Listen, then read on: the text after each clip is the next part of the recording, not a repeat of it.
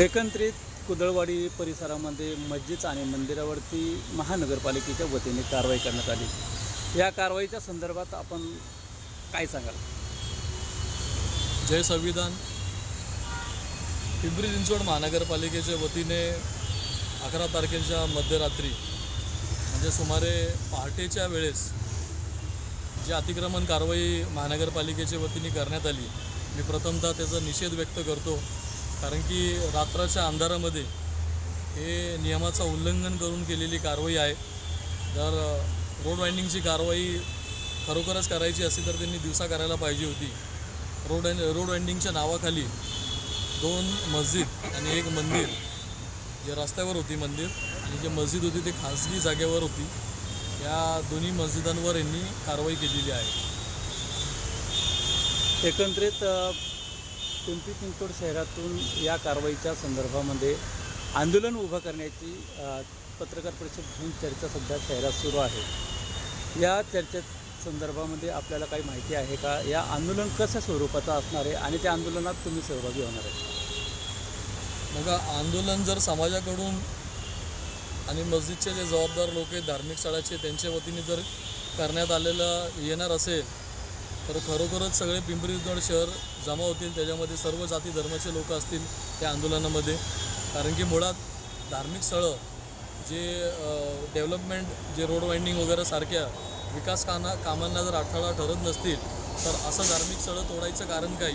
कारण की शहराभरात अशा अनेक ठिकाणी धार्मिक स्थळं आहेत आणि हे श्रद्धेचा विषय आहे लोकांचं, तर त्या धार्मिक स्थळांचं तोडायची गरजच नाही पडली पाहिजे। आणि जर का महानगरपालिकेला वाटत असेल की ते धार्मिक स्थळं कुठंतरी विकास कामामध्ये अडथळा निर्माण करतात ते, तर अशा धार्मिक स्थळांना तुम्ही त्यांना नोटीस देऊन संबंधित ते जे काय विश्वास असेल त्यांना सांगून त्यांनी काढून घेतले असते। पण असं अंधारात जाऊन तुम्ही एवढं मोठ्या प्रमाणात पोलीस ताफा घेऊन जे काय तुम्ही तिथं कारवाई केली, या परिसरामध्येच नव्हे तर पिंपरी चिंचवड शहराच्या परिसरामध्ये मुस्लिम समाजामध्ये आणि इतर समाजामध्ये सुद्धा भीतीचं आणि भयचं वातावरण निर्माण झालेलं आहे। भोसरी विधानसभेच्या आमदाराच्या दबावाच्या पोटी हे झालेली कारवाई असल्या कारणाने भोसरी विधानसभेच्या आमदाराच्या घरावरती आंदोलन छेडण्यात येणार आहे। या आंदोलनामध्ये तुम्ही सहभागी होणार आहेत का? आणि काय वाटतं, नेमकं भोसरी विधानसभेचे आमदार या कारवाई संदर्भात दबाव टाकत होते का? तर खरं पाहता सोशल मीडियाच्या माध्यमातून जर आपण बघितलं की दुसऱ्याच दिवशी या आमदार महोदयांनी श्रेय घेतलं आणि म्हणजे यांचं जे विचार आहे, यांची जी आयडिओलॉजी आहे यांनी व्यक्त करून दाखवलेली आहे।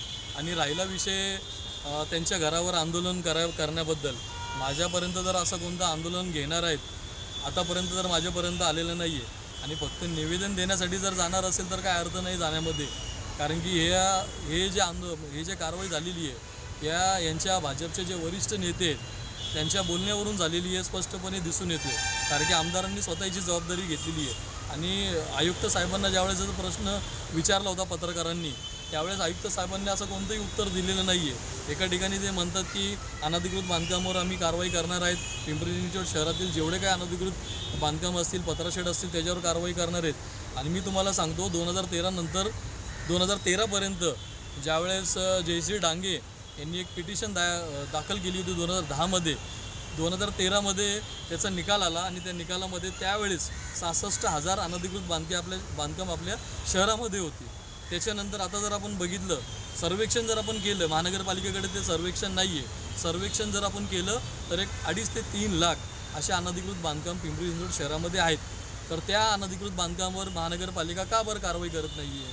यांना का बरं अशा विशिष्ट समाजाचे धार्मिक स्थळच दिसतात? ते यापूर्वीसुद्धा त्यांनी रात्रीच्या अंधारामध्ये थेरगाव येथील मदरसासुद्धा त्यांनी पाडलं होतं। म्हणजे अशी काय गरज पडली आहे?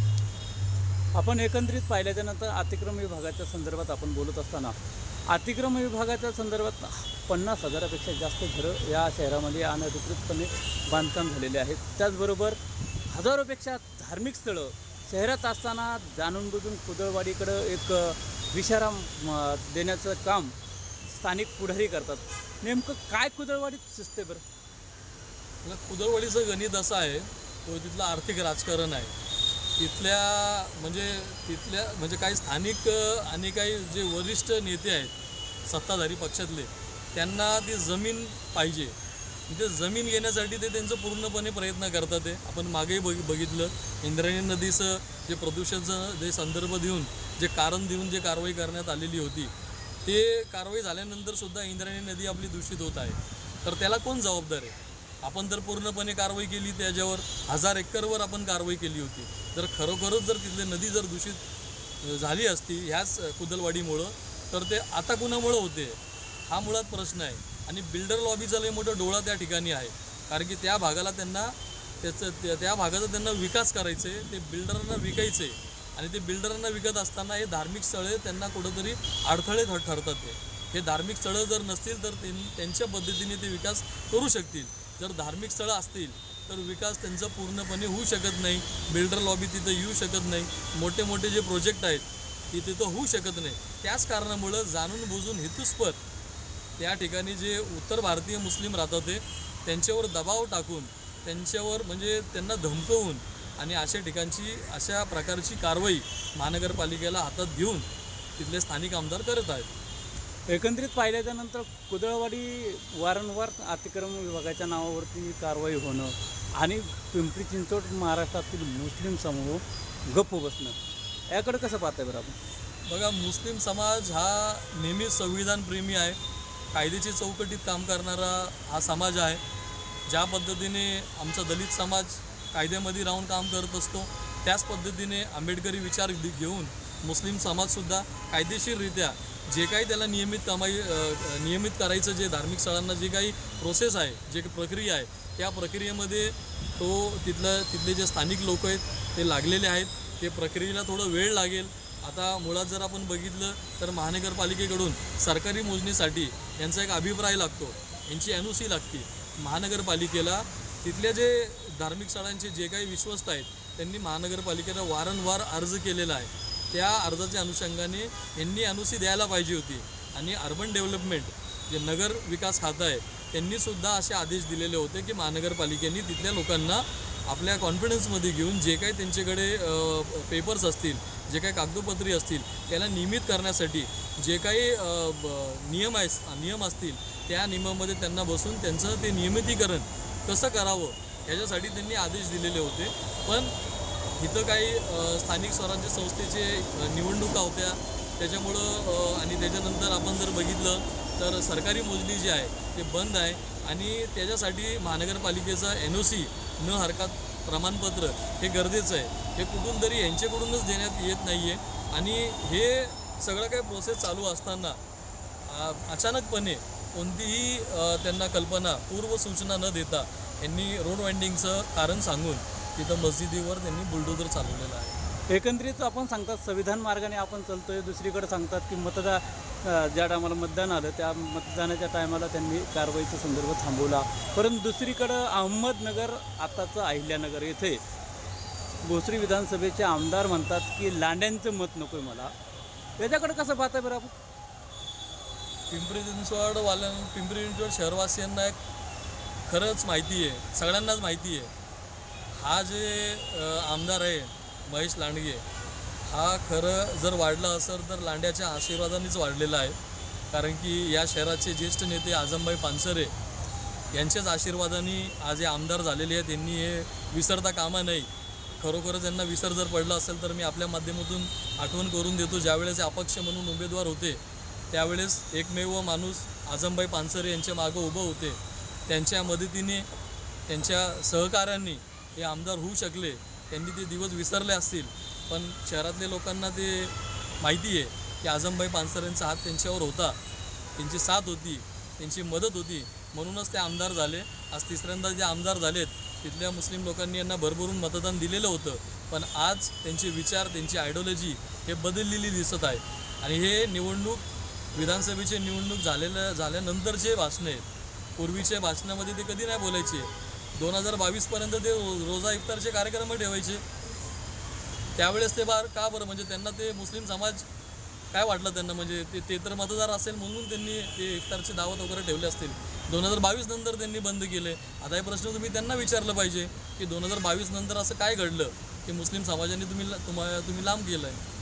एकंदरीत असं पाहिलं जातं की फुले शाहू आंबेडकर विचारधारेच्या पक्षात ते काम करत होते, तोपर्यंत ते मुस्लिम समाजाच्या कार्यक्रमात सहभागी होत होते. मात्र आता वादी विचाराच्या पक्षात काम करत असल्यामुळं असं मुस्लिम समाजाला टार्गेट करण्याचा प्रयत्न करतात का, असं वाटतंय का तुम्हाला? फुले शाहू आंबेडकर यांचे विचार जोपर्यंत जिवंत आहेत तोपर्यंत तो कार्यकर्ता तो विचार घेऊनच चालणार. पण ज्या ठिकाणी मनुवादी आणि मनुस्मृतीला मानणारा जो वर्ग आज या सत्ताधारी पक्षामध्ये आहे, हे लालचीपोटी हे सगळं काय चाललेलं आहे. सगळ्यांना वाटतं की आम्हाला नगरसेवक व्हावं, आमदाराला वाटतं की मला मंत्री व्हावं आणि नगरसेवकाला वाटतं की मला महापौर व्हावं, स्टँडिंग मिळावी. तर हे प्रकारचे स्टंट चालू आहेत आणि मुद्दामून त्यांची भाजपची आयडिओलॉजीच आहे की आता सध्या तरी विकास कामांच्या संदर्भात लोकांनी प्रश्न नाही विचारला पाहिजे. म्हणजे लोक जे त्रस्त आहेत महागाईवरून बेरोजगारीवरून आणि आता सध्या जे आर्थिक संकट आपल्या भारतात आहे, असे प्रकारचे प्रश्न न विचारले पाहिजे. म्हणून हिंदुत्ववादी तथाकथित हिंदुत्ववादी जे लोक आहेत, जे आता 4 आमदार आपल्या महाराष्ट्रामध्ये आपण जर बघितलं, हे विकास कामावर कधीच बोलणार नाही. आपल्या महिला मुलींवर जे अत्याचार होत आहेत त्याच्याबद्दल कधीच बोलणार नाही आहे. महागाई जे वाढली आहे, शेतकरी जे आत्महत्या करतो आहे त्याच्यावरती कधीच बोलणार नाही आहे. म्हणजे लोकांनी प्रश्न नाही विचारले पाहिजे. म्हणून असे हिंदू मुस्लिमची जे पोलरायझेशन आहे ते जर जिवंत ठेवली आपण, तर लोक ह्याच्यामध्येच खुश राहतील. ह्यांना बाकीचे प्रश्न विचारू द्यायचंच नाही आहे. त्याच्यामुळे हे सगळं काय यांचं प्रकार चालवलं आहे. एकीकडे आपण विकास कामाचा संदर्भ सांगतायत, तर याच पिंपरी चिंचवड शहरातील मुस्लिम समूहाचे काही नेते मंडळी म्हणतात की आमदार भोसरी विधानसभेचे आमदाराने चिखली परिसरामध्ये मुस्लिम समाजासाठी दफनभूमीसाठी जागा मिळवून दिलेली आहे. खरंच जागा मिळवून दिलेली आहे का आमदारांनी? बघा, महाराष्ट्र शासन आणि मुंबई महानगरपालिकाचं जे ॲक्ट आहे ते ॲक्ट अनुसार लोकसंख्या अभावी शहरामध्ये जे हिंदू, मुस्लिम, ख्रिश्चन आणि इतर जे काही धर्माचे लोक असतील त्यांच्यासाठी दफनभूमी, स्मशानभूमी लोकसंख्या जर वाढली तर हे उपलब्ध करून देणं हे शासनाचं म्हणजे तो अधिकाराचं आहे ते करायचं. म्हणजे कुणी उपकार केलेलं नाही आहे. ते झाल्यानंतर काही लोकांना त्याचे कॉन्ट्रॅक्ट भेटतील, तो वेगळा भाग आहे. ते कॉन्ट्रॅक्ट भेटेल, ते कॉन्ट्रॅक्टमधील लोक पैसे कमवतील, तो वेगळा भाग आहे. पण ही दफनभूमी, स्मशानभूमी, दवाखाने आणि तुमचे हे गार्डन असतील आणि विरंगुळा केंद्र असेल, हे सगळं काय उपलब्ध करून देणे हे महापालिकेचं कर्तव्य आहे. हे महापालिका करत असताना हे कोणतं प्रकारचं उपकार करत नाही आहे. इथलं जे नागरिक आहे तो टॅक्स भरतो आहे. ते टॅक्समधून हे जे काही विकास कामं होतं तर त्याला ते पब्लिक प्रॉपर्टी येतो. म्हणजे त्याच्यामध्ये सगळ्यांचा हातभार आहे.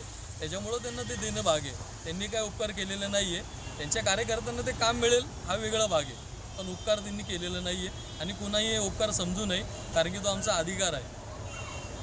जर पिंपरी चिंचवड शहरातून मुस्लिम बांधव म्हणतात की आम्ही रस्त्यावर उतरू, लाखोच्या समूहाने रस्त्यात उतरू, आज जर तोच समूह जर रस्त्यावर उतरला नाही तर तुम्ही स्वतंत्र तुमच्या माध्यमातून किंवा तुमच्या संघटनेच्या पक्षाच्या माध्यमातून रस्त्यावर उतरण्याची तयारी आहे का?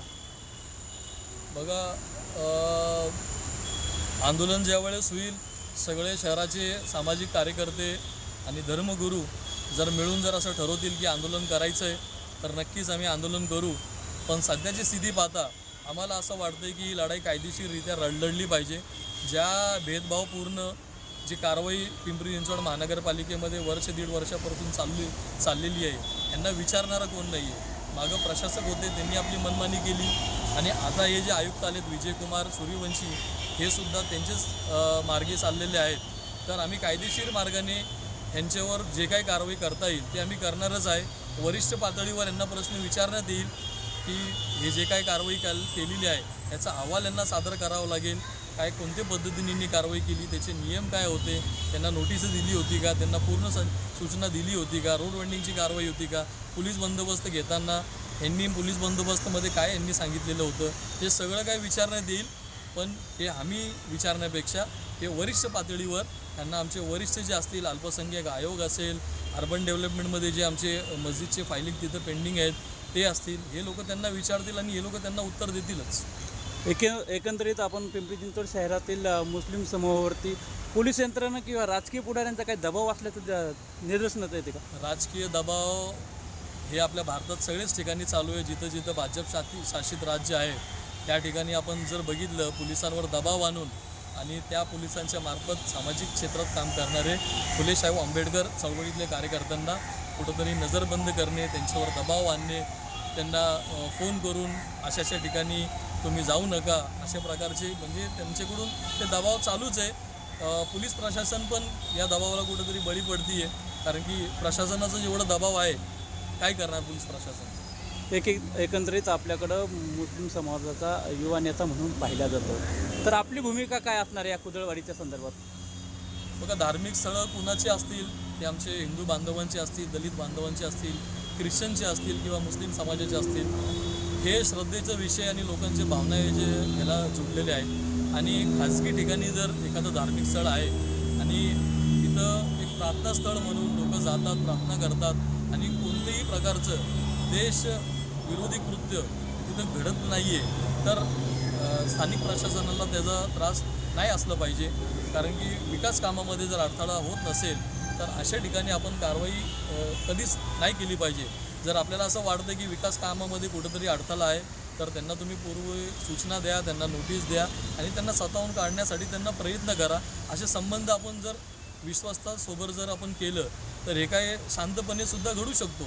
पण होतोय असं आहे की ह्याचं कुठंतरी आपण श्रेय घ्यावं आणि असं दाखवावं की आपण किती कट्टर हिंदुत्ववादी आहेत. ह्याच कारणामुळं हे सगळं काय होतोय. या संदर्भात आपण काही मुख्यमंत्री, गृहमंत्री यांच्याकडे पत्रव्यवहार काही करणार आहात का? आता मुख्यमंत्री साहेब आणि गृहमंत्री साहेब यांना आम्ही ह्याच्यापूर्वीसुद्धा महाराष्ट्र राज्यामध्ये मुलींवर होणारे अत्याचार असतील, आताच मुळे जे सुरक्षा रक्षकांनी जे विनयभंग केला, असे बोंधू बाबा असेल, अशा भरपूर विषयांसाठी आपण त्यांना नेहमी अर्ज करत असतो. पण या केसमध्ये जर आपण बघितलं की आमदार स्वतः म्हणतात ते आणि स्वतः मुख्यमंत्रींसोबतचा एक फोटो त्यांनी म्हणजे पूर्ण त्याच्यामध्ये कुदलवाडीमध्ये होणारी कारवाई असं फोटो त्यांनी व्हायरल करून असं दाखवले की फडणवीस साहेबसुद्धा या कारवाईला म्हणजे त्यांच्याच आदेशाने ही कारवाई झालेली आहे. एकंदरीत थोडक्यात असं त्याचा अर्थ निघतो आहे. आम्ही न्यायालयामध्ये जाणार आहे. न्यायालयामधून आम्हाला न्याय मिळेल. आम्हाला हीच अपेक्षा आहे की न्यायालयातून आम्हाला हे जे काही भेदभावपूर्ण कारवाई होती आहे, आम्ही न्यायालयामध्ये दाद मागणार आहे याची. न्यायालयातून आम्हाला अपेक्षा आहे की सरकारवर ह्याच्यावर प्रश्न केला जाईल तर सरकार त्याला उत्तर देईल. थँक्यू.